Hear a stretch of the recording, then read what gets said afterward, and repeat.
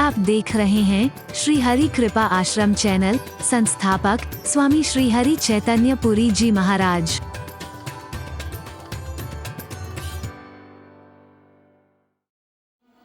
उग्रसेन उनके सामने सारे वृत्तांत को खोल करके देखा तो सचमुच वहां से मूसल निकल रही है।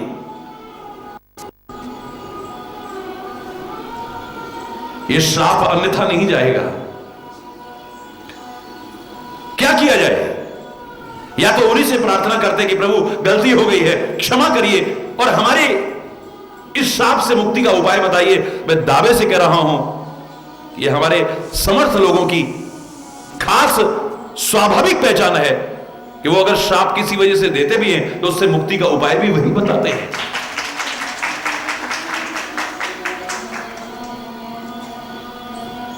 उनसे तो नहीं पूछा, लेकिन अब आपस में विचार विमर्श करने लगे। एक ही तरीका हो सकता है, इस मूसल का चूर्ण बनाओ और चूर्ण बना करके पीस करके इसे अंदर फेंक दो, बच जाओगे। वरना ये श्राप अन्यथा जाने वाला नहीं है, विनाश हो जाएगा, बचेगा नहीं। यादव कुल में कोई नाम लेने वाला नहीं बचेगा। हरि बोल। ऋषियों का श्राप है ये। चूर्ण बनाया गया, कहते हैं चूर्ण सारा का सारा सागर में फेंका गया। मूसल का चूर्ण बना करके जो फेंका, एक टुकड़ा बच गया उसमें, एक टुकड़ा वो वैसे ही फेंक दिया गया जैसे मछली ने निकला, मछुआरे ने पकड़ा, वो जरा नाम के शिकारी के हाथ में लगा, जिसने उस चमकीले से टुकड़े को लेकर के नुकीला बनाया और अपने तीर के ऊपर लगाया, उसे तीर की नोक बनाई। कहते हैं ऋषियों का साप वृथा नहीं गया। अंत में जाकर के जब ये आपस में लड़ने लगे, इनके अस्त्र शस्त्र खत्म हो गए, लड़ते लड़ते समुद्र के किनारे पर आए। वहां पर समुद्र की लहरों के साथ बहकर के आया वो चूर्ण, जिससे एरक नाम की नुकीली घास पैदा हुई थी, उसी से लड़ लड़ के आपस में खत्म हो गए। कोई नहीं बचाया है। और वो जो टुकड़ा बचा था, जिसे जरा नाम के शिकारी ने अपने तीर के ऊपर लगा लिया था, कहते हैं भगवान कृष्ण के श्री चरणों में प्रकाश दे करके उसी ने हरि बोल। आगे न बोलूं तो ज्यादा अच्छा है।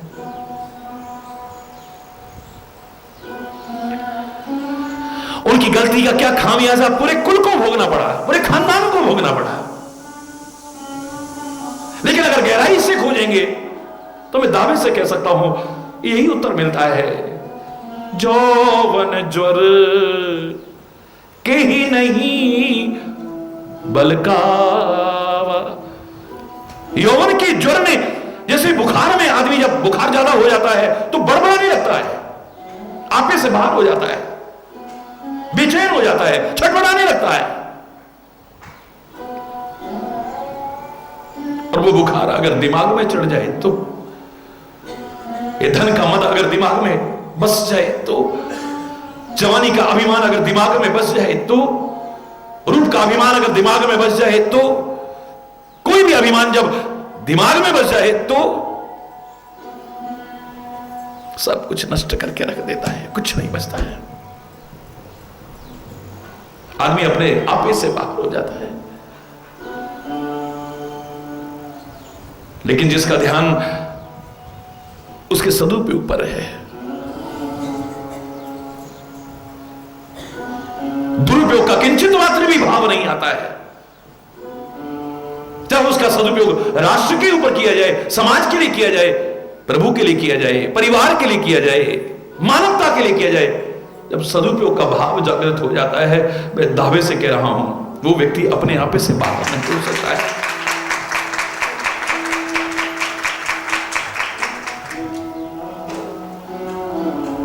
वो अपने आपे में रहेगा। हरि बोल। अपने आपे से बाहर नहीं होगा, अपने आपे में रहेगा, अंतर्मुख होने लग जाएगा, पहचानेगा अपने आप को, अपनी शक्तियों को, अपनी सामर्थ्य को। इतिहास साक्षी है, किस किस की जवानी इस समाज में परिवर्तन के लिए रवानी नहीं बनी है। नदियों का मुख मोड़ करके दिखाया है इसी जवानी ने। हरि बोलना। पहाड़ों को मार्ग से हटा करके दिखाया है इस जवानी ने। समाज पर आई विपदाओं को हटा करके दिखाया है इस जवानी ने। मानवता की रक्षा की है इसी जवानी ने। और खुद भी बर्बाद हुए और औरों को भी बर्बाद किया है इसी जवानी ने। अब तुम खोज लेना कि तुम अपनी जवानी को कौन सी दिशा देने की कोशिश कर रहे हो। हरि बोल। जहां अंकुश आ जाता है, फिर कह रहा हूं, जहां धर्म का अंकुश आ जाता है, जहां गुरु वचनों का अंकुश आ जाता है, जहां आत्मचिंतन का अंकुश आ जाता है, जहां ग्रंथों के मार्गदर्शन का अंकुश आ जाता है, जहां परमात्मा की भक्ति का अंकुश आ जाता है, ऐसी जवानी तुम्हें अपने आप से बाहर नहीं करेगी। हरि बोल।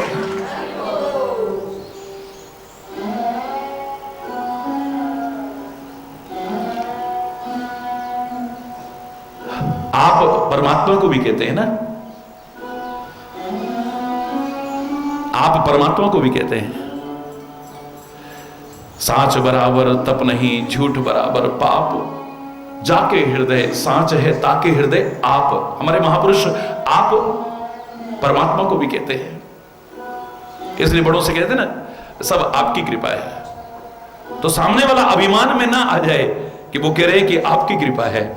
नहीं, यहां पर उनका ध्यान तो आपकी, यानी आपको सम्मान देते हुए आपके अंदर जो बैठा है ना उसकी तरफ ध्यान है कि आपकी कृपा है, यानी परमात्मा की कृपा है। महाराज जी आप ऐसा मत कहा करो। मैं कई बार कहता ना, अरे सब आपकी कृपा है। क्या बात करते हो महाराज, ऐसा मत बोला। मैंने कहा मैं यही बोलता था, यही बोल रहा हूं, यही बोलूंगा, आपकी ही कृपा है। क्या कह रहे हो? तुम्हारा ये मिथ्या जो अहंकार अभी किंचित मात्र बाकी है, ये तुम्हें सोचने पर मजबूर करता है कि हमारे लिए कह रहे हैं। तुम संत के चिंतन तक अभी नहीं पहुंचे हो, गुरु के चिंतन तक नहीं पहुंचे हो, महापुरुषों के चिंतन तक अगर वहां तक पहुंच जाओ, तुम्हें लगेगा कि जो हमारे अंदर बैठा है, सामने वाले के अंदर बैठा है, सबके अंदर बैठा है, ये आप शब्द उसके लिए कहा जा रहा है, हमारे लिए नहीं कहा जा रहा। आदमी को तो अपने आप पता लग जाना चाहिए कि कहां वो कहां हम। हमारे लिए कैसे कह सकते हैं? हरि बोलना है, ये तो कहना ही नहीं चाहिए। ऐसा क्यों कह रहे हो? आपके बिल्कुल महाराज जी यही कहते थे, आज भी कह रहे, सब आपकी कृपा है। मेरा आपकी कृपा से सब काम हो रहा है। अरे बोलना, वही मेरा आप भी है, वही मेरा बाप भी है, वही मेरा सब। जहां आप है, जहां वो मेरा बाप है, तो फिर ये ताप क्या बिगाड़ सकता है? सोचिए आप। जो माने जोर माने ताप। जहां आप है वहां ताप। हरि बोलना। उत्तर खोजते जाना, खोजते जाना, क्योंकि मैं प्रश्नवाचक चिन्ह लगा करके उत्तर दे रहा हूं आपको।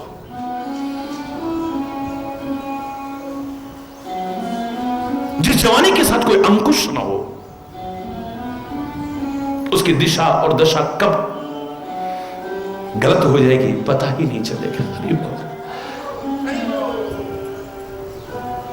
वरना जहां है वो नहीं। जौवन ज्वर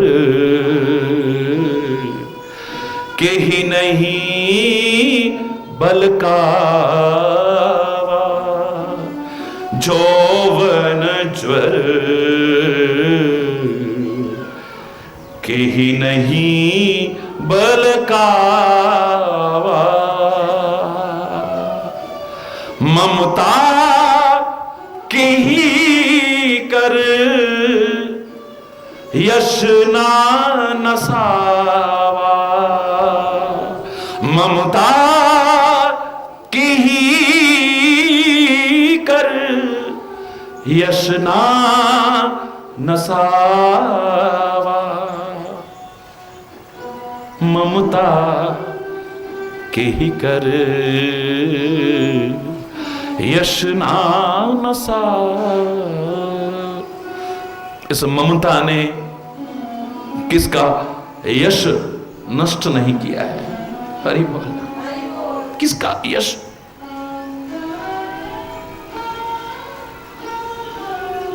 जो एक रोग भी है।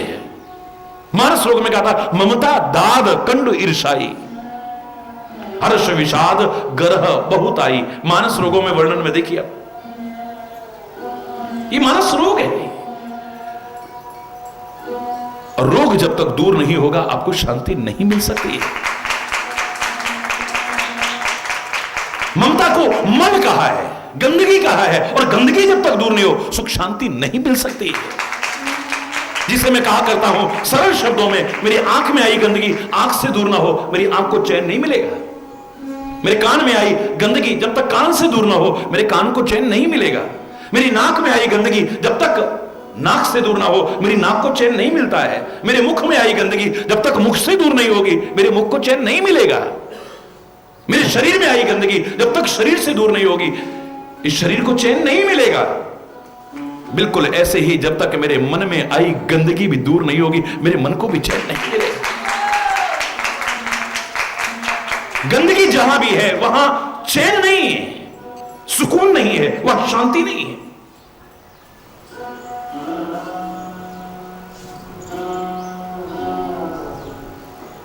ज्ञान दिया भरि धरे दृढ़ ममता मल जर जाए। ज्ञान रूपी दिए का प्रकाश अगर तुम करो तो ममता रूपी मल जल जाएगा, वरना तो या फिर परमात्मा का जो नाम है वो ममता को नष्ट करने वाला है। नाम ममता हन, नाम कैसा है? ममता हन, ममता को नष्ट करना है, हनन करने वाला है। लाख कोशिश करके तुम्हारी सामर्थ्य नहीं है कि इससे बच पाओ। उन संतों महापुरुषों की तरह आखिर में फिर वही कहोगे, लाख अपना अभिमानवश प्रयास करके ममता तू न गई मेरे मन ते, बोलो ममता तू न, जितना इसे दूर करने की कोशिश करो और ज्यादा पैदा होती है। अरे बोल है। और पता नहीं कहां कहां कहां कहां कहां कहां किस किस चीज की ममता फंसाए हुए हमें। अरे बोल, अरे बोल, और जोर से बोल रहा है।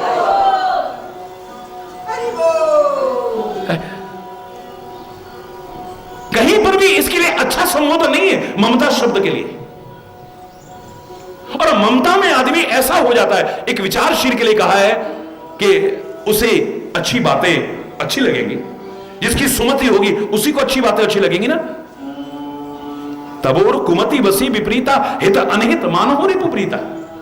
जहां अच्छी बात भी बुरी लगने लग जाए और बुरी बात अच्छी लगने लग जाए, शत्रु मित्रवत लगने लगे और मित्र शत्रुवत लगने लगे, तब इसका तात्पर्य कुमति है। ममता वाले के लिए क्या कहा है? क्या कहा है? ममता रत सन ज्ञान कहानी, अति लोभी सन विरति बखानी, क्रोधी ही समकामी हरि कथा, ऊसर बीज बये फल जथा।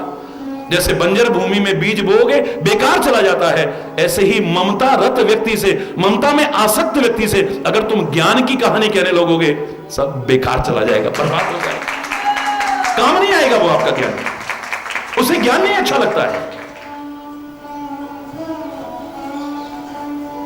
क्या करें फिर भी अब जब तक है तब तक सब करना ही पड़ता है। हरि बोल, हरि बोल। अब हमारे बिना काम भी तो नहीं चलता है महाराज जी। जब तू नहीं रहेगा तब कैसे चलेगा? भगवान सबको सकुशल रखे। अरे जिनको पैदा करते हैं उनके माँ बाप खत्म हो जाते हैं, परमात्मा उनकी व्यवस्था कर देता है। ये तेरे मन में भाव कैसे है? तू व्यवस्था करने वाला कहां से? तुझे अपने कर्तव्य का पालन करना चाहिए, बड़ी अच्छी बात। लेकिन ये मिथ्या अहंकार मत पाल कि मैं करता हूं, अगर मैं ना रहा तो कैसे, अब मैं 2 दिन ना जाऊं ना मेरे तो पोते का मन ही नहीं लगता है, क्या करूं? हरि बोल, जोर से बोलो। ये किसके लिए कर रहे हैं हम? परिवार के लिए तो कर रहे हैं हम। अरे जितना तुम्हें करना चाहिए वो जो करते हो, ये परिवार वाले लाख जन्म लेकर के तुम्हारा कर्जा नहीं उतार सकते। उससे ज्यादा जो करते हो वो बच्चों के लिए और परिवार के लिए नहीं करते हो। ये तुम्हारी हवस है जो कभी पूरी नहीं हो सकती, उसके लिए करते हो। अगर वो हवस ना हो तो तुम आजकल के पढ़े लिखे गांव वालों को गंवार कहते हो। मैं कह रहा हूं गांव का तुम्हारी निगाह में जो गंवार है तुमसे कहीं ज्यादा विद्वान है। वो कहता था पूत कपूत तो क्यों धन संचय, पूत सपूत तो क्यों धन संचय है? अरे कपूत है तो कितना जोड़ करके रख जाओ, बर्बाद कर देगा और खुद भी बर्बाद हो जाएगा। और सपूत है तो उसे इस लायक बना दिया है, खा कमाएगा, काहे की आवश्यकता है? क्यों भले विधान था, क्यों भले विधान था? एक अवस्था के बाद अब आप अपने जीवन का भी तो कल्याण सोचो। तुम्हारे कर्तव्य का पालन होना चाहिए, बड़ी अच्छी बात है। कर्तव्य से भागना भी, अगर अपने उससे बड़े कर्तव्य का पालन नहीं करते हो तो कायरता है, अपराध है एक। अगर उससे बड़े कर्तव्य का पालन करते हो फिर अपराध नहीं है। भगत सिंह ने अपने पीछे बुढ़े मां बाप को नहीं देखा है, उन शहीदों ने अपने बुढ़े मां बाप को या अपनी पत्नी और बच्चों को नहीं देखा है, परिवार को नहीं देखा है, बल्कि खुद भी कष्टों में आए और अपने परिवार को भी कष्टों में डाला है। बल्कि सेवा करना तो दूर, उनका ध्यान रखना तो दूर, उनकी ड्यूटी का निर्वाह करना तो दूर, तो क्या आप उन्हें पापी कहोगे, अपराधी कहोगे? इससे भी बड़े कर्तव्य का राष्ट्र के प्रति जो बनता था उसका पालन किया है उन्होंने। वो पापी नहीं है, वो अपराधी नहीं है। महात्मा बुद्ध ने घर का परित्याग किया है, पत्नी का परित्याग किया है, पुत्र का परित्याग किया है। महावीर स्वामी ने घर का, राज्य का, पत्नी का और पुत्री का परित्याग किया है। हरि बोल रहा। गोस्वामी तुलसीदास जी महाराज ने अपने परिवार का, अब कहां तक उदाहरण सुनो, सारी लंबी लिस्ट तैयार हो जाएगी। हरि बोल रहा है।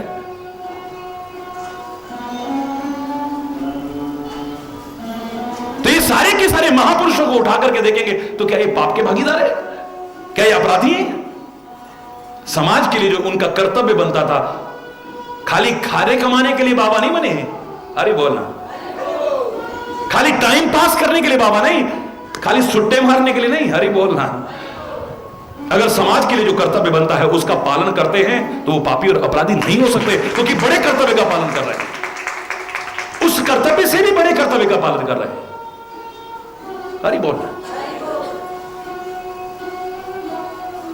वरना पापी हैं, अपराधी हैं अगर अपने कर्तव्य को छोड़ करके भागते हैं तो। लेकिन उसकी भी एक सीमा होती है। क्यों हमारे यहां, हालांकि जीवन का कोई भरोसा नहीं है, लेकिन सामान्यतः पहले 100 वर्ष की आयु होती थी सामान्यतः, अब एवरेज आयु भी कम हो गई है। तो 4 भागों में बांट दिया था। 25 वर्ष ब्रह्मचर्य आश्रम, 50 वर्ष तक गृहस्थ आश्रम, फिर 75 वर्ष तक, 50 से 75 तक वानप्रस्थ आश्रम, और फिर हरि बोल रहा 75 से 100 तक फिर संन्यास आश्रम।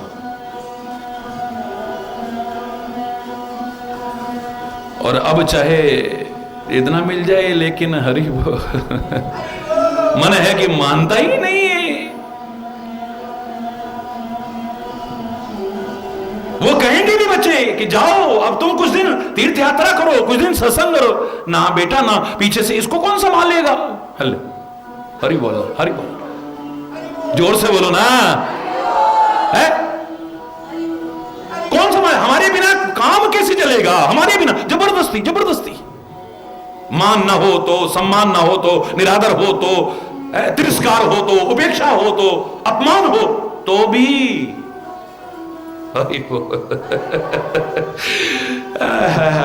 लेकिन कौन नहीं बचा है? कौन?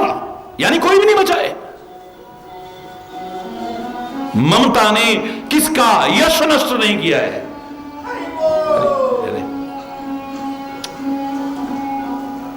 ममता ने किसका यश, यानी सबका करा। मैं ये नहीं कह रहा हूं, मुझे प्रश्नवाचक चिन्ह लगा करके ढूंढना है कि कौन है जिसकी ममता ने जीवन में विकृति न ला करके संस्कृति को प्रवेश कराया हो। कौन है वो? ढूंढोगे तो मिल जाएगा ना, इसका भी उत्तर मिलेगा। स्वयं प्रभु कह रहे हैं, हरि बोल, सबके ममता ताग बटोरी, सबके ममता ताग बटोरी, मम पद मन ही बांध बर डोरी। बोलो, मम पद मन ही बांध बर। ये बेकार वाली बंधन वाली डोरी मत बांधना। बर माने श्रेष्ठ रस्सी बांधना। ये श्रेष्ठ रस्सी तो बांधने के काम आती है, लेकिन इस क्षेत्र में अर्थ उल्टे लगते हैं। प्रेम नदिया की सदा उल्टी बहे धार, हमारे ब्रज में बड़ा सुंदर गीत ये प्रचलित है। या को पावे कौन पार, प्रेम नदिया की सदा उल्टी बहे धार। जलना नहीं चाहिए, दुनिया कहेगी, मैं भी कहूंगा, लेकिन ये क्षेत्र ऐसा है, कहता है विरह की आग में जलो, जितना जलोगे उतना और अच्छा बनोगे। दीपक की तरह जलो, तिल तिल करके जलते हुए भी, अपने घर में अंधेरा रख करके भी दुनिया को रोशनी दो, प्रकाश दो, ठोकरों से बचाओ, तुम्हारा जीवन धन्य धन्य हो जाएगा, कृतकृत्य हो जाएगा तुम्हारा। देखिए कितना सुंदर बात है। जलना नहीं चाहिए, लेकिन यहां जलने को। दुनियादारी में कहा कैद अच्छी नहीं है, लेकिन यहां कहते हैं कैद मांगी है, रिहाई तो नहीं मांगी है।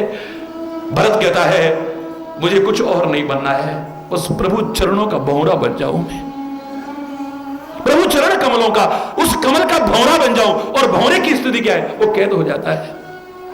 इन चरणों में मैं कैद हो जाऊं और कभी भी यहां से मुक्त ना हो, बस नहीं चरण मुझे छोड़े, ना मैं कभी चरण को छोड़ू। अरे बोल, ऐसा बन जाए मेरा जीवन। दुनियादारी में कोई डूबता है तो मर जाता है, दुनियादारी में कोई डूबता है तो मर जाता है, लेकिन प्यार के इस अथाह सागर में कोई डूबे भी तो तर जाता है। यहां तरेगा, यहां मरेगा नहीं। हरि बोल, उल्टा है यहां पे। सही दिशा का कुछ भी बुरा नहीं है। वो की दुनिया की निगाह में ममता बुरी, अगर हरि चैतन्य से को पूछे, मैं कहूंगा ममता बुरी नहीं है। परमात्मा ने जो कुछ भी बनाया है, कुछ भी बुरा नहीं है दुनिया में। जहर भी बनाया है, जहर भी बुरा नहीं है मेरे प्यारे बच्चों। अब उस जहर से तुम आत्महत्या करते हो, या किसी की हत्या करते हो, या वैज्ञानिक बनकर के दवाई बना करके लोगों को जीवन देते हो, ये तुम्हारे पर निर्भर करता है। ये तुम्हारे पर निर्भर करता है। परमात्मा ने जो भी बनाया है वो बुरा नहीं हो सकता है, बुरा नहीं हो सकता है। हमारी बनाई चीज बुरी हो सकती है, लेकिन परमात्मा की बनाई नहीं। जो कुछ उसने सृष्टि में दिया है हमारे कल्याण के लिए है, हमारे भले के लिए है, हमारे उद्धार के लिए है, हमारे उपयोग के लिए है। करने वाला हो, करने वाला हो। हरि बोलना,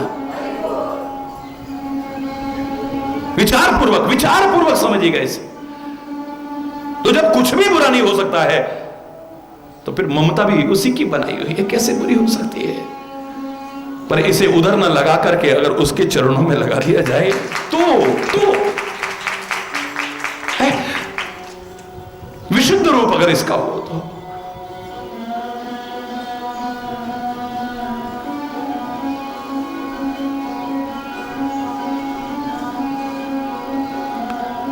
इस ममता के पीछे अनुचित न कर बैठे आदमी, इस ममता के पीछे गलत न कर बैठे आदमी, इस ममता के पीछे अनर्थ न कर बैठे आदमी, वरना तो यश नष्ट हो जाएगा। ममता कहीं कर यश न नसावा। और अगर ये ममता को सार्थक कर दिया है, जो मैंने आपसे कहा था, श्री राम युद्ध भूमि में, लंका की युद्ध भूमि में वृक्ष के नीचे बैठे थे, प्रभु तरुतर, और कभी डार पर बंदर बैठे थे वृक्ष की शाखाओं पर। लोगों ने कहा ये बंदर, भगवान कहते हैं हमारे भक्त हैं, लेकिन ये तो बड़े भक्त क्या हैं, असभ्य हैं, दृष्ट हैं, ये तो मूर्ख हैं ये लोग। इनको पता नहीं कि भगवान नीचे बैठे और हम उनके खोपड़ी के ऊपर बैठे, उनके सिर के ऊपर बैठे हुए, और सिर के ऊपर बैठे नहीं, खाली अपनी पूंछ और उनके सिर पे ऐसे घुमा रहे हैं। अरे बोल, अपनी अपनी पूंछ भगवान के सिर पे धरिए। एक भक्त, एक संत बड़ा सुंदर भाव कहता है, तुम जानते हो ये बंदर की पूंछ जो है काहे का प्रतीक है? कपि के ममता पूंछ पर। तुम्हारी ममता पता नहीं कहां कहां और किस किस पर होती है, लेकिन बंदर की सारी ममता अपनी पूंछ पर होती है। तुमने अपनी ममता को पता नहीं कहां कहां आरोपित कर रखा है, लेकिन इस बंदर ने तो सारी अपनी ममता प्रभु के ऊपर उंडेल दी है। ये धृष्ट कैसे हो सकता है? ये असभ्य कैसे हो सकता है? ये पूंछ नहीं डाल रहा है अपनी, ये अपनी ममता को उड़ेल रहा है। इसने अपनी सारी ममता प्रभु के ऊपर डाल दी है। अब तो तू ही है सब कुछ मेरा, तुम्हें माता च पिता त्वमेव बंधु सखा त्वमेव विद्या द्रविणम त्वमेव सर्वं मम देव। मोरे तुम प्रभु गुरु पितु माता, जाऊं कहां तज। हरि बोलना और जोर से बोलो। और अगर आप कहो कि ममता तो खाली माता पिता में होती है, तो आप देखिए हमारी भक्ति क्षेत्र में कैसे कैसे लोग हैं जो परमात्मा को खाली बाल रूप में मानते हैं। ये तो हमारा लड्डू गोपाल है, हमारा तो लाला है। अरे बोला विशेष है जिस ब्रज भूमि पर बैठ करके आप ये संदेश सुन रहे हो, यहां पर भगवान भी मानते हैं, लेकिन भगवान बाद में, पहले हमारा लाला है। अरे बोला मैंने आपको बताया कि बचपन में ईश्वर की कृपा से नंदगांव में एक दिन मेरे को सारा वो देखने को मिला। तो पुजारी बोला कि लाला हमारी पूजा आ गई है तो आना पड़ेगा। मैंने कहा जरूर आएंगे भैया। ले गया तो सुबह से लेकर के रात्रि शयन आरती तक का पूरा अपने साथ में रखा उसने, बहुत छोटा था उसने। अब भोग भी लग गई, सब कुछ हो गया, शयन आरती भी हो गई। जब बाहर जाने लगे पर्दा लगा करके मैंने देखा एक चांदी के कटोरे में और मोटे मोटे लड्डू रख रहा है। तो मेरे से रहा नहीं गया। मैंने कहा भैया जब ठाकुर जी सोए गए तुमने सुवाए दिए, तो ये लड्डू कौन के काजे धर रहे हो? वो पुजारी तो बौखला गया, कहता होएगा दुनिया को ठाकुर जी, हमारा तो लाला है। अरे सोगा तो कहा रात को, अगर जग आयो और भाई भूख लगी आई तो कौन पे मांगेगो? हम तो यहाँ हमारे रात को धर दे। अरे ये भाव जगत है। तुमने अगर तुम कहो कि माता पिता में ही ममता होती है, ममता तो किसी में भी हो सकती है, आवश्यक नहीं कि हाँ मां ममता की प्रतीक मानी जाती है, करुणा की प्रतीक मानी जाती है, क्षमा की प्रतीक मानी जाती है, उदारता की प्रतीक मानी जाती है, सहन शक्ति की प्रतीक मानी जाती है, परमात्मा का प्रतीक मानी जाती है। एक अलग विषय है। लेकिन ममता तो जिसके अंदर भी कोई भी हो सकता है। चलो ठीक है, तुम अगर कहो कि मां बाप की तरह ममता बच्चों के लिए होती है, तो फिर भी देखो आप दुनिया में उतनी नहीं है। वो भगवान को, जगत पिता को भी अपना बच्चा बना करके सारी ममता को वहां उड़ेलने की कोशिश करते हैं। उसे नहलाते हैं, उसे धुलाते हैं, उसे वस्त्र पहनाते हैं, उसे खिलाते हैं। अरे बोला जोर से बोला। हालांकि मैं तो ये कहूंगा कि जीवन में जहां भी आप हैं, मेरा कहना अगर मेरा मानना चाहते हो तो जहां भी आप हो, सामान्यता में ये कहना चाहूंगा पूरे संसार के लिए हर क्षण को भक्ति स्वरूप बनाना, हर श्वास को भक्ति स्वरूप बनाना। और वो कैसे हो सकता है? आप अपने बच्चों को भी स्नान करा रहे हो ना, तो सोचना कि प्रभु को स्नान करा रहे हैं। अरे बोला भोजन बना रहे हो तो सोचो कि प्रभु का प्रसाद बना रहे हैं। झाड़ू लगा रहे हो ना, तो सोचो तीर्थ पर या मंदिर में झाड़ू लगा रहे हैं। वहां भी मौका लगे तो करो। लेकिन अगर किसी कारण से ग्रह कारज नाना जंजाला से मुक्ति आपको नहीं मिलती, नो प्रॉब्लम। मैं कह रहा हूं वहां जो करते हो तुम, अगर उसका ध्यान करते हुए, उसी का काम समझते हुए और उसी को अर्पित करते हो, तो आपका हर कर्म, हर क्षण, हर श्वास भक्ति स्वरूप बन सकता है। गोपियां तो गाय धोती हैं तो कृष्ण, गोबर उठाती हैं तो कृष्ण, लीपती हैं तो कृष्ण, भोजन बनाती हैं तो कृष्ण, बच्चों को नहलाती हैं तो कृष्ण, भोजन कराती हैं तो कृष्ण, कुछ भी करती हैं तो कृष्ण। उनके जैसा प्रेमी, उनके जैसा भक्त और उनके जैसा ममता को परमात्मा पर उड़ेलने वाला शायद ही दूसरा कोई नहीं। ममता यश को नष्ट करती है, लेकिन मैं दावे से कह रहा हूं यही ममता यश को बढ़ाने वाली भी बन सकती है अगर इसे सही दिशा दे दी जाए। ये आपकी दिशा खराब नहीं करेगी, सही दशा कर देगी आपके जीवन की। हरि बोल।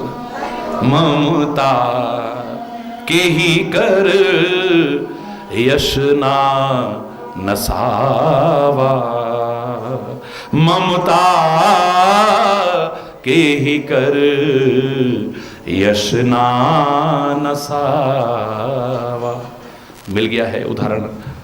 हम नहीं कहेंगे कि सबका, हम कहेंगे कौन है ऐसा, हमें उसे ढूंढना है, प्रश्नवाचक चिन्ह लगा करके ढूंढना है और उसके मार्ग पर चल करके हमें भी एक आदर्श जीवन बनाने की कोशिश करनी है। ऐसा एक उदाहरण बनने की कोशिश करनी, ईश्वर की कृपा से, अभिमान से नहीं।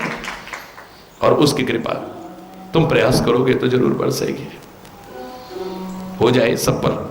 अभी और बहुत सारे विकारों की चर्चा है। नारायण हरि हरि, जय जय नारायण, जय जय नारायण नारायण हरि हरि।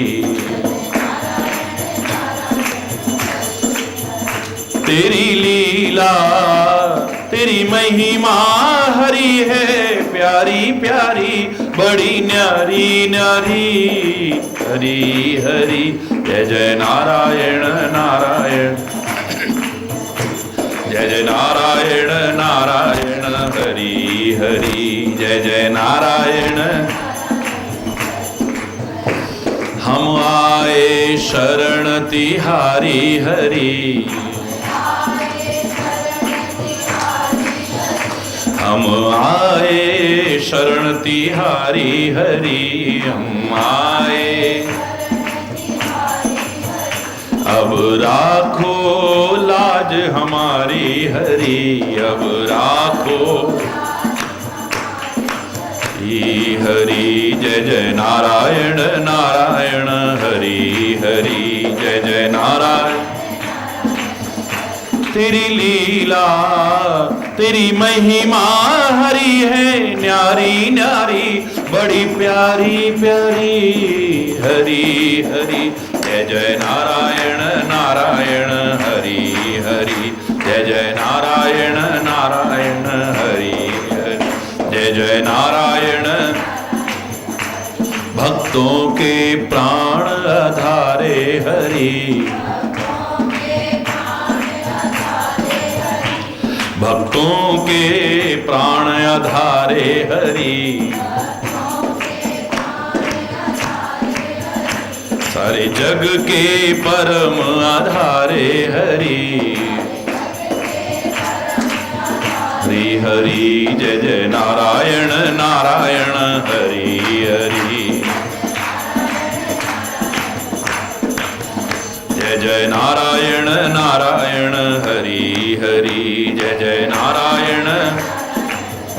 तेरी लीला तेरी महिमा हरि है, न्यारी न्यारी बड़ी प्यारी प्यारी हरि हरि। जय जय नारायण नारायण हरि।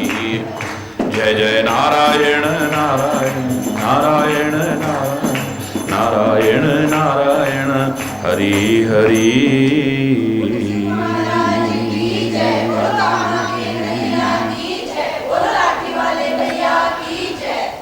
हरि बोल हरि बोल। ममता के ही कर यश न नसावा, बहुत विस्तार से वर्णन हुआ कल।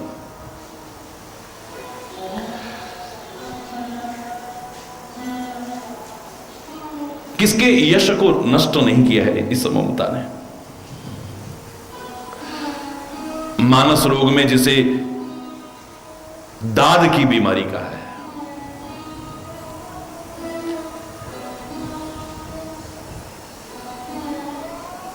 जीवन में जिसे पाप स्वरूप कहा है, मल स्वरूप कहा है, गंदगी का रूप बताया है, ममता मल जरे जाए।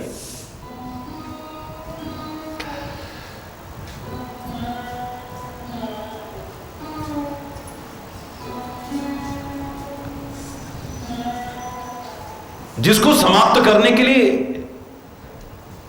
हमेशा सभी ने प्रयास किया है। हाँ, परमात्मा का नाम उसको भी कहा है ममता हन, ममता का हनन करने वाला है। ज्ञान दिया धरे दृढ़ ममता मल जर जाए, ज्ञान को भी ममता का नाश कर। लेकिन ममता जब तक है, ममता रत सन ज्ञान कहानी, ये तो ऊसर बीज बे फल जथा वाली बात है। जैसे ऊसर में बीज बोना बीज को भी बेकार करने वाली बात है, ऐसे ही ममता से आसक्त जो व्यक्ति है, ममता रत जो व्यक्ति है, उसके लिए ज्ञान कहानी तो ऊसर में बीज बोने की तरह ही है, वो आपका ज्ञान भी बेकार जाएगा। दशरथ जी की बात छोड़े, यहां पर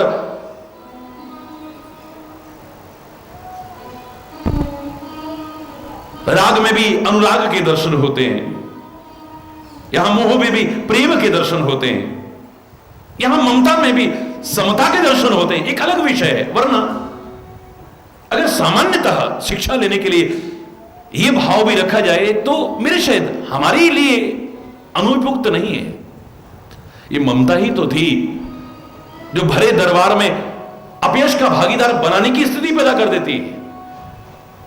विश्वामित्र महामुनि, आप पधारे हो, मांगो, क्या मांगते हो? मांगा हो भूमि धेनु धन कोशा, सर्वस आज देव सहरोसा। क्या मांगने आए हो? मांगो। भूमि चाहिए, कोई कुटिया आश्रम बनाने के लिए, आश्रम के लिए गाय इत्यादि चाहिए, धन चाहिए, खजाना भी पूरा चाहिए, तो खजाना ले लो पूरा। यहां तक कि इतने से भी अगर मन तृप्त ना हो तो सर्वस्व आज दे, आप सर्वस्व भी मांग लो, हंसते हंसते तुमको दे दूंगा। अरे बोल, सर्वस्व भी मांग लोगे, सहोरोषा, सहर्ष सहर्ष प्रदान करूंगा, हंसते हंसते खुश होकर के दूंगा।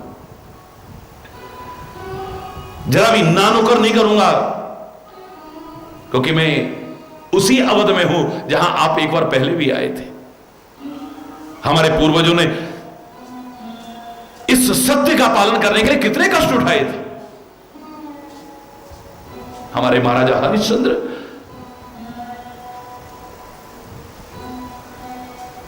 आज तो मैं खुले शब्दों में कह रहा हूं, अब तो तब वाली भी बात नहीं आएगी, हंसते हंसते प्रदान कर दूंगा आपको। मांगिए जो मांगते, प्राण जाए पर वचन न जाए, हमारे रकुल की रीति है। अनुज समेत देहु रघुनाथा और कुछ नहीं चाहिए। तब मेरी बात अलग थी, अब बहुत बदल चुका हूं मैं। ये वो वाला विश्वामित्र नहीं है। यहां तो राज्य सत्ता ही बदल चुकी है, लेकिन यहां पर तो स्वयं विश्वामित्र बदल चुका है।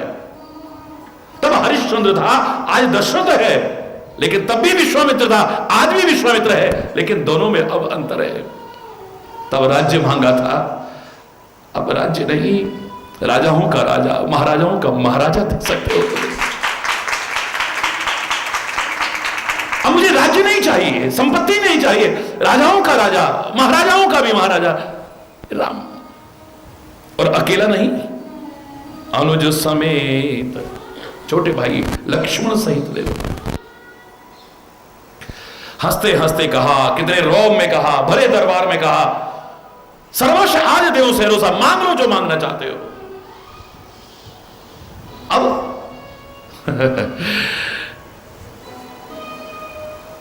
काय के लिए चाहिए?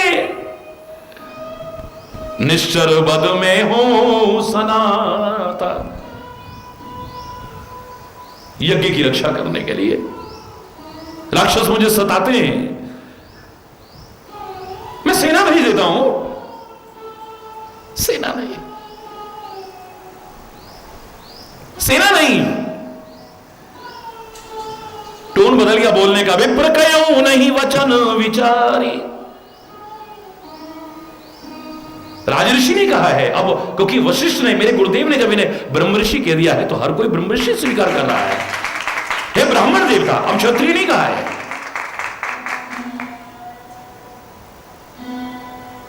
हे ब्राह्मण देवता, तुमने विचार करके वचन नहीं बोला। चौथे पन पायो सुत चारी, अरे बुढ़ापे में मैंने 4 बेटे पाए, 2 तुमको दे दो, क्या बात करते हो तुम? दर्शक जी ने इशारा किया, अपयश के भागीदार मत बनो। धर्म सुजस प्रभु तुम कहा, इनकर अति कल्याण। हरि बोला। आपको धर्म और सुयश की प्राप्ति, और सुयश न मिला तो क्या होगा फिर बोलो? अपयश ही तो मिलेगा।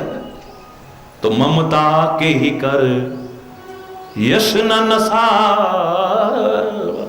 यश नष्ट हो जाता। आज अगर इस बात को स्वीकार ना करते तो क्या होता? अपयश के भागीदार बनते। ये वो कुल है रघुकुल, जहां प्राण जाए पर वचन, भरे दरबार में सबके सामने कहा है। और अब ऐसे मुकर रहे हैं, उल्टा मेरे को दोषारोपण कर रहे हैं। हे ब्राह्मण देवता, सोच के नहीं बोल रहे हो तुम? चाहे जो मांग लो, चाहे जो मांग लो। जब ज्यादा ही बात हुई तो चलो ठीक है, मेरा लक्ष्मण अकेला इस लायक है कि वो गिने चुने राक्षस तो क्या सारी दुनिया के राक्षस खत्म कर सकता है। तुम्हें यज्ञ की रक्षा चाहिए ना, लक्ष्मण को ले जाओ। जगमहु, आगे कहा भी है ना, जगमहु सखा निशाचर जेते लक्ष्मण हनै निमिषम होते। निमिष माने पलक झपकने के टाइम में लक्ष्मण की सामर्थ्य सारे राक्षसों को खत्म कर दे। जगमहु, सारे संसार में जितने राक्षस। ये ताड़का स्वभाव की बात क्या है? फिर राम काहे को? राम देत नहीं बनई गुसाई, गिड़गिड़ा रहे हो। राम देते नहीं बनता, राम देते नहीं बनता, नहीं मैं राम नहीं दे पाऊंगा। भरे दरबार में आप कहो, और इतने सामर्थ्यवान व्यक्ति जिनकी जवान की कोई कीमत हो कि चाहे जो मांग लो, और सामने वाला मांगे और फिर आप ऐसे करो, ये यश का भागीदार बनाएगा या अपयश का? बोलो। लेकिन ये जो अपयश की स्थिति पैदा हो सकती थी, काहे के कारण हो रही है? ममता। अरे वो काहे के कारण हो रही है? ममता के कारण है। हाँ, एक अलग विषय है, ये ममता भी जीवन का उद्धार कर गई, क्योंकि ममता सारी राम पर उड़ेल दी है, दुनिया पर नहीं उड़ेली। एक अलग विषय है, लेकिन अपयश का भागीदार बना दी, याद रखना, क्योंकि हमें तो अपने लिए प्रेरणा लेनी है। लक्ष्मण को ले जा, राम ही दे सकता हूं, क्यों? राम काय के लिए चाहिए आपको? मैंने पहले ही कहा, निश्चर वध मैं हूं सना था। 2 काम है, एक काम थोड़ी ना है। राक्षसों का वध होना चाहिए और मैं सनाथ हो जाऊं, जो अनाथ हूं। क्यों अनाथ? क्यों हो? अनाथ कौन होता है? जिसके सिर पर कोई ना हो। और हकीकत यह है, चाहे कितने भी लोग मेरे सिर पर हो, पर मैंने ही अपने आप को सबसे बड़ा समझा, अपने से ऊपर किसी को स्वीकार ही नहीं किया है, इसलिए सनाथ होते हुए भी मैं अभी तक अनाथ था। जिसके सिर पर कोई ना हो वही तो अनाथ है ना। मैंने अपने सिर पर किसी को समझा ही नहीं। अब मेरे मन में भाव आया है कि नहीं, मुझसे ऊपर भी कोई, अरे बोल, अब मुझे सनाथ करेंगे, राम मुझे सनाथ करेंगे और लक्ष्मण राक्षसों का वध करेगा, मेरे दोनों काम हो जाएंगे। कितना मुश्किल हो गया, कितना मुश्किल हो गया। तभी तो मैं कहा करता हूं, बिना सोचे समझे जवान से कुछ मत निकाला करो, और अगर निकालते हो और तुम्हारी जवान की कोई कीमत है तो उसे चाहे फिर प्राण चले जाए निभाने की कोशिश करो। आजकल की दौर की इंसान की बात नहीं, जिसके बारे में कोई भी उठ करके कह सकता है। कौन करे इस दौर के इंसान पे यकीन? विश्वास पात्र ही नहीं है ये तो। कौन करे इस दौर के इंसान पे यकीन? ये पल में कुछ कहता है और पल में बदल जाता है। अभी कुछ कहता है, अभी कुछ कहता है, थोड़ी देर में बदल गया बस। जिसकी जवान की कोई कीमत ही नहीं है वो तो इंसान भी हो, मुझे तो इसमें भी संदेह होता है। जिसकी कोई जवान की कीमत नहीं। मेरे हनुमान जी महाराज ने मार्ग में जो बाधा आई है तुरंत दूर की, एक क्षण का विलंब नहीं, क्योंकि एक एक क्षण बड़ा कीमती है। अपने लक्ष्य की ओर बढ़ते हुए एक क्षण भी व्यर्थ में नष्ट नहीं करना है, अलर्ट होकर के चलना है। असावधान होते तो शायद दुर्घटना हो जाती। सावधानी हटी और दुर्घटना घटी। सावधान होकर के चल रहे हैं तो सिंहिका ने वही छल हनुमान जी के साथ साथ किया जो और पक्षियों के साथ करती थी, आकाश में उड़ने वाले जीवों के साथ करती थी। तासु कपट कपि तुरंत पहचान लिया है, एक मारा, आगे चल दिए। लंकिनी ने रोकने की कोशिश की है, एक मारा, आगे चल दिए। सुरसा के साथ इतनी बहस क्यों की? क्योंकि मुंह से शुरू में निकल गया सत्य कहूं मुझे जाने दे माही। इस जवान से मां निकल गया है तो इसे घूंसा कैसे मार सकता हूं? मां का तो सम्मान किया जाता है, आदर किया जाता है, उसको मारा नहीं जाता है। जिसको अपनी जवान से मां कह दिया हो उससे तो अब युक्तिपूर्वक ही निकल करके जाया जाएगा, सम्मान देते हुए। क्योंकि जब जवान की कोई कीमत है तो उसे जो निकल जाए फिर निभाने की भी कोशिश करनी है। क्या नहीं बोला?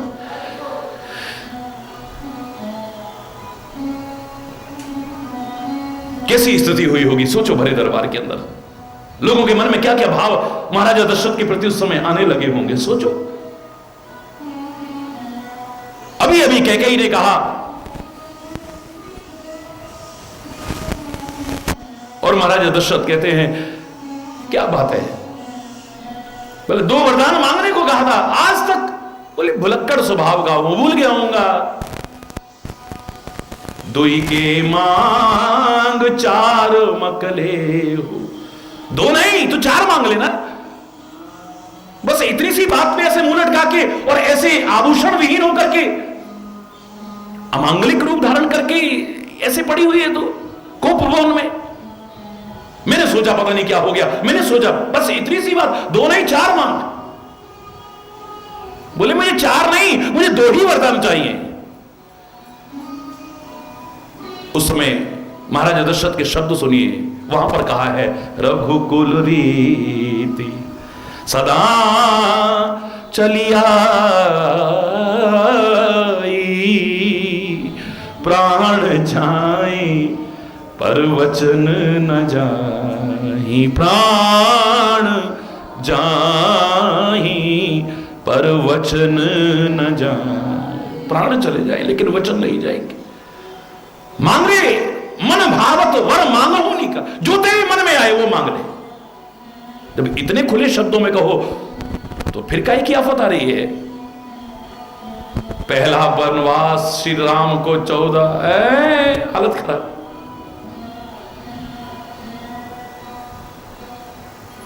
हरि बोल। मेरे भरत को राजा बना दो, पहला वनवास, ये पहला वरदान मुझे ये चाहिए, मेरे भरत को। इतना वो नहीं हुआ।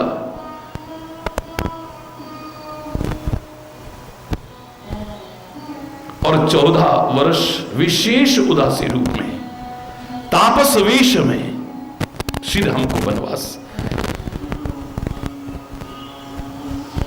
तू मजाक तो नहीं कर रही है? क्या कह रही है तू? क्या कह रही है तू? अरे जब कह रहे हो कि कुछ भी मांग ले जो तेरे मन में आए, तो फिर अब ऐसा काहे को? या तो वचन दो मत और निकल जाए तो फिर जान भी चली जाए, हंसते हंसते निभाओ ना उसे। अब हालत क्यों खराब हो रही है? क्यों खराब हो रही है?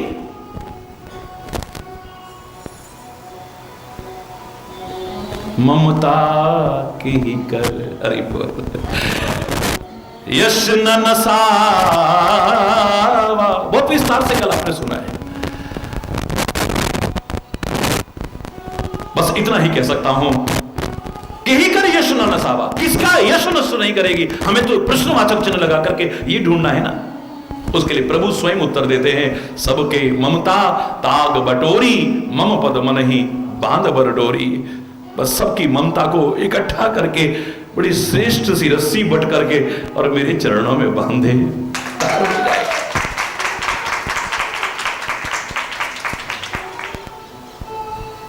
समदर्शी इच्छा कसुदाई, रस शोक भय नहीं, अस सज्जन मम उर बस कैसे, लोभी हृदय बसही धन जैसे। बहुत बुरी है ममता, बहुत बुरी है ममता। कहने वालों, अगर ममता इधर हो जाए तो ये जीवन का उद्धार करने वाली हो जाएगी। तुम प्रार्थना करते हो कि कामी ही नारी प्यारी जी में लोभी ही प्रिय जी राम, तिमी रघुनाथ निरंतर प्रिय लागो, मेरे हृदय में कैसे बसो जैसे लोभी के हृदय में धन बसता है, कामी के हृदय में जैसे स्त्री बसती है। यहां भगवान करे अगर ऐसा जीवन हो जाए ना, असज्जन मम और बस कैसे लोभी हृदय बस ही दर, जैसे लोभी के हृदय में धन बसता है ना, ऐसे तो ऐसे सज्जन लोग तुम अपने दिल में क्या बसाओगे, मेरे हृदय में बस जाते हो। अरे बोल,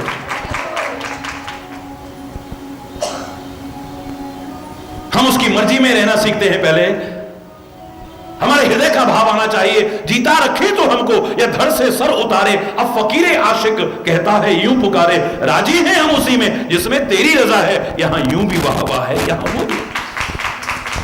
मुझे जिस तरह भी राखोगे भगवान उसी हाल में मैं गुजारा करूंगा, सुनो न सुनो ये है मर्जी तुम्हारी, मगर मैं हमेशा पुकारा करूंगा। सीताराम सीताराम सीताराम कहिए, जाहि विधि राखे राम।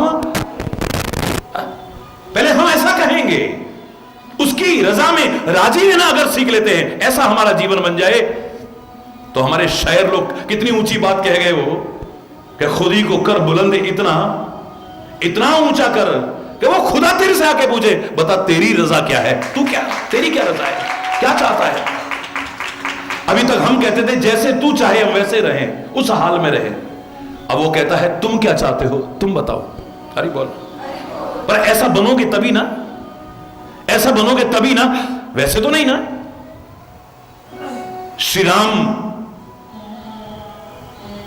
वन को चले गए हैं, और मान लो हम भरत की जगह हो, भरत की जगह, भरत नहीं,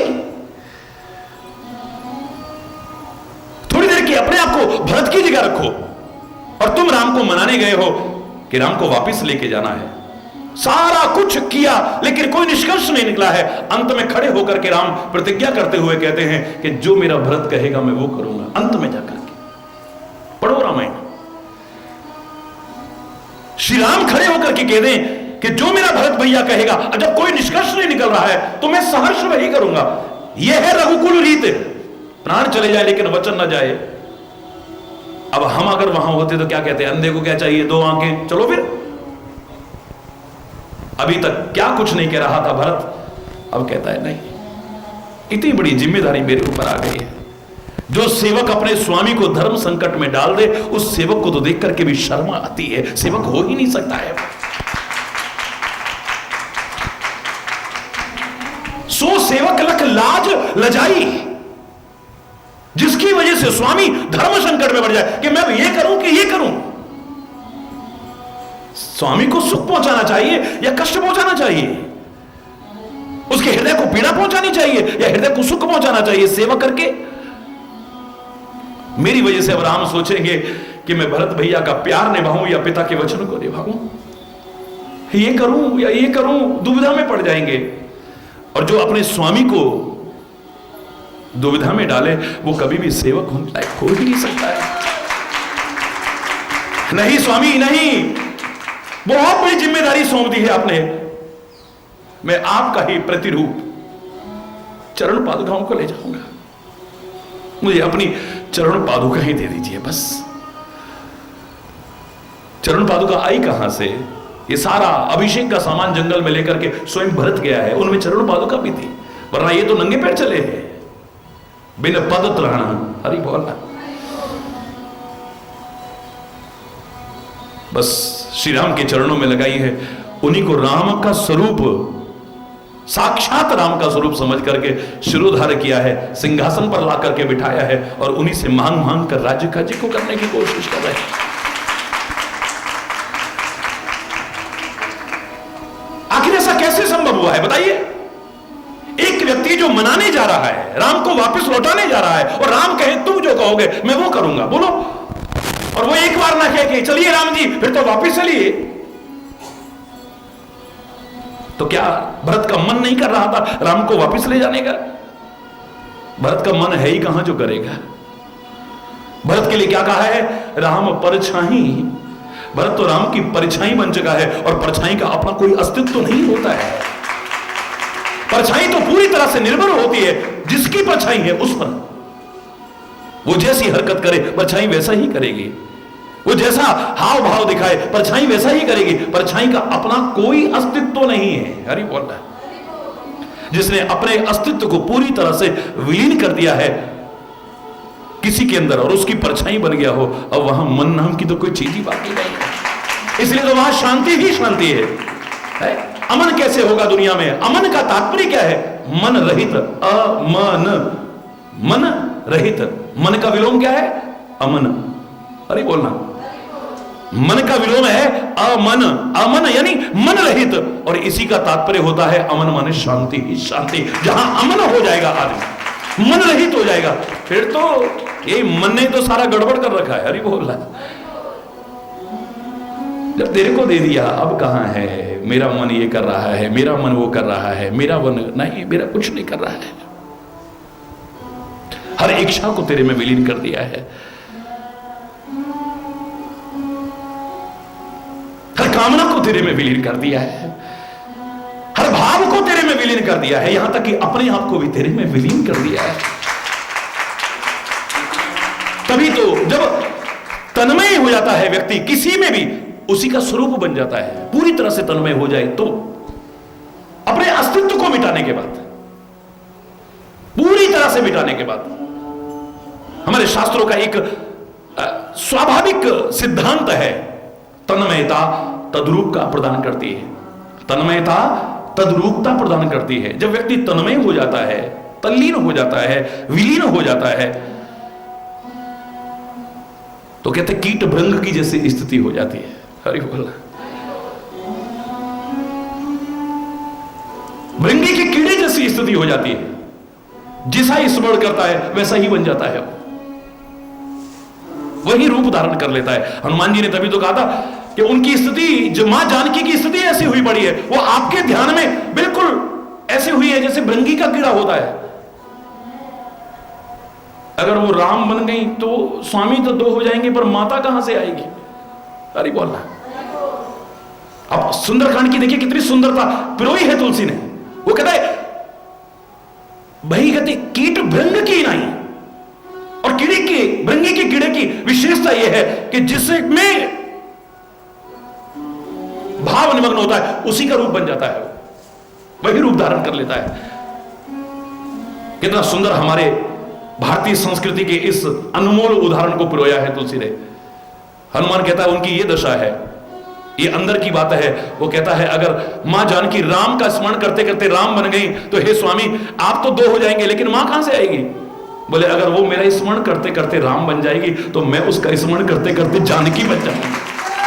अगर वो मेरा स्मरण करती है तो मैं उसका स्मरण करता हूं। जो भक्त मुझसे प्यार करता है, क्या मैं उससे प्यार नहीं करता हूं?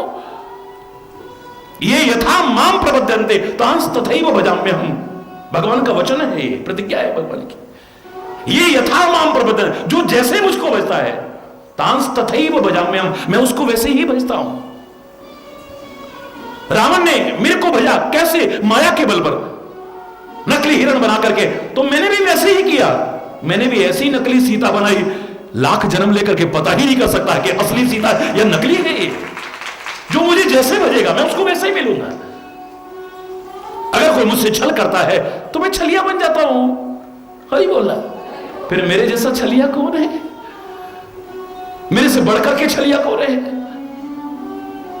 मुझे अगर पाना चाहते हो, मेरी कृपा को पाना चाहते हो, तो छल छोड़ के जो भजता उसको, वो छलिया भी उसी को चाहा करता।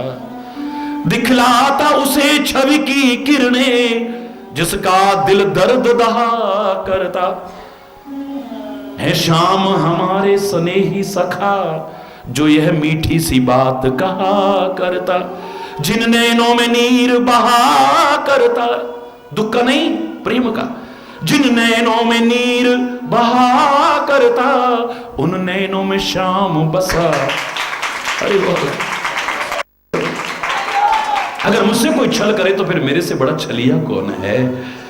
अरे वाह। मुझसे कोई माया करे तो मुझसे बड़ा फिर माया भी कौन है?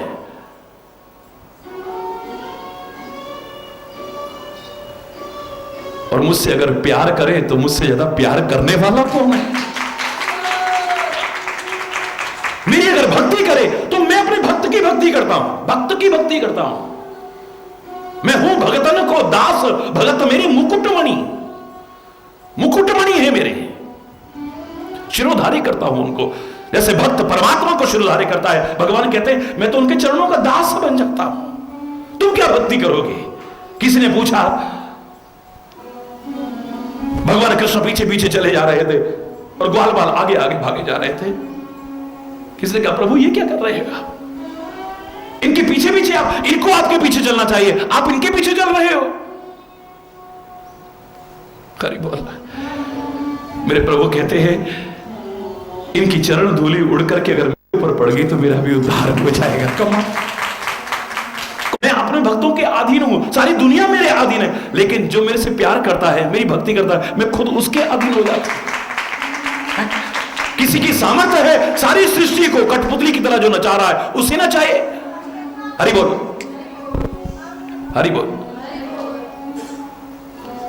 सारी सृष्टि को जो नचा रहा है, सारी सृष्टि को, उमा दारू जोशित की नाई सब ही नचावत राम गुसाई। सारी सृष्टि को कठपुतली की तरह जो नचा रहा है उसको ब्रज की गोपियां बासी खट्टी छाछ पर ताही अहीर की छोहरियां छछिया भर छाछ पे नाच नचावे। विश्वंभर को क्या वो छाछ का भूखा है? इतनी सी छाछ दुनियादारी में भी देखें तो 9 लाख गाय जिसके घर में हो, और वो गाय जब चाहे जितना दूध लो, कितना दूध, कितना मक्खन होता हो जिसके घर में, वो थोड़ी सी खट्टी बासी छाछ के लिए नाचेगा। लाला तबई देंगे जब नेक नाच के दिखाएगा तो ठुमका मारो है, ता तई तई ता तई है, जिसके इशारे पर दुनिया नाच रही है। अरे दुनिया को तो छोड़ो, विधि हरि शंभु नचाव निहारे, ब्रह्मा विष्णु और महेश को भी जो नचाता है, वो आज ब्रज गोपांगनाओं की थोड़ी सी लस्सी के लिए, थोड़ी सी छाछ के लिए नाच रहा है। हरि बोल।